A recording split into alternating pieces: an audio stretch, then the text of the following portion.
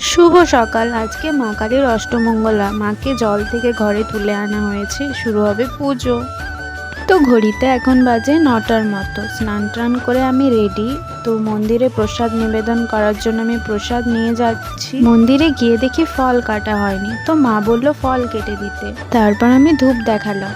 পুজোর সমস্ত জিনিসই জোগাড় হয়ে গিয়েছে, শুধু পুরোহিত মশাই আসার অপেক্ষা। বাইরে একটু ক্যাট মারছিলাম। তারপর দিদা বলল ধুনুচিটা জ্বালিয়ে দে। তো ভাই আর বোনও মিলে চেষ্টা করছিল ধুনুচিটা জ্বালানোর, কিন্তু পারেনি। শেষ পর্যন্ত আমিই ধুনুচিটা জ্বালালাম। শুরু হলো মা কালীর অষ্টমঙ্গলার পুজো। সবাই মন দিয়ে প্রার্থনা করছে মা যেন সবাইকে সুখ, শান্তি আর সমৃদ্ধি দেন।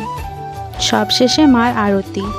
আলো আর ভক্তির মিশ্রণে ভরে উঠেছে চারিদিক। মা কালীর অষ্টমঙ্গলা সম্পূর্ণ হলো ভক্তি আর আনন্দের আবহে। মা যেন সবাইকে রক্ষা করেন। জয় মা কালী।